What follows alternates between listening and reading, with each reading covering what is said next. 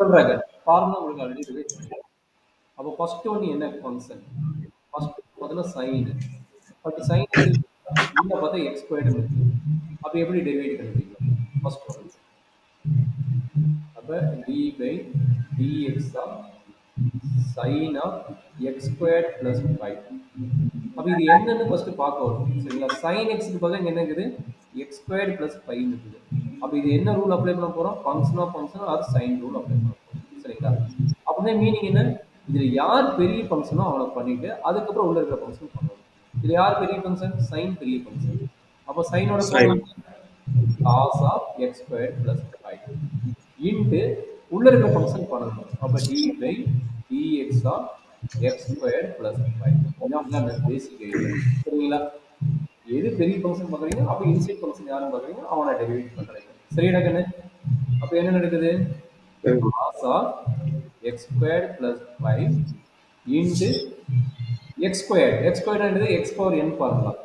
n into x power n 2 by power x power அப்போ 2x power 1. 1 தான்.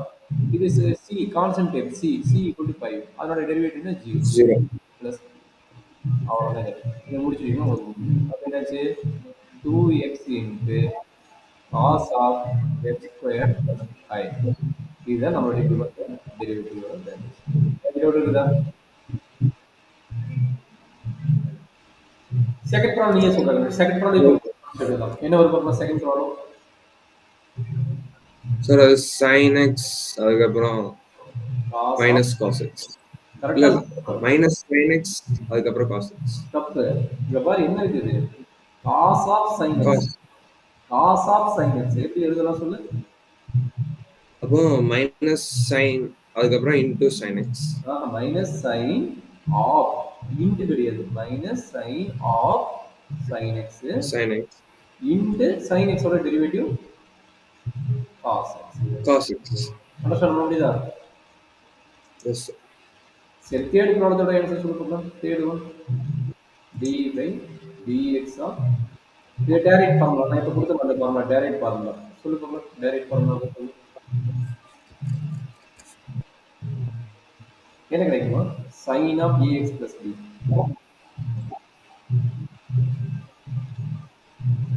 Nitin sir யோசிச்சிருக்கேன் sir. இது இப்ப ஃபார்முலா கொடுத்து எழுதிங்க. நீ டைரக்டா சொல்லலாம். சைனோட ஃபார்முலா என்ன? காசா? cos. அப்ப காஸ் பட் இங்க என்ன இருக்குது? ax. அப்ப ஏங்கிறது முன்னாடி வரும். அப்ப a into cos ax plus b. கரெக்டாப்பா? சரிங்க சார். புரியுதா? இது ஃபார்முலா டைரக்ட் ஃபார்முலா தான். புரியுதா? இல்ல டவுட் இருக்குதா? நிதின் புரியுதுங்களா இல்ல டவுட் இருக்குங்களாமா? ஹலோ, வாய்ஸ் பிரேக் ஆகுதா? நிதின் என்ன பண்றீங்க? ஹலோ.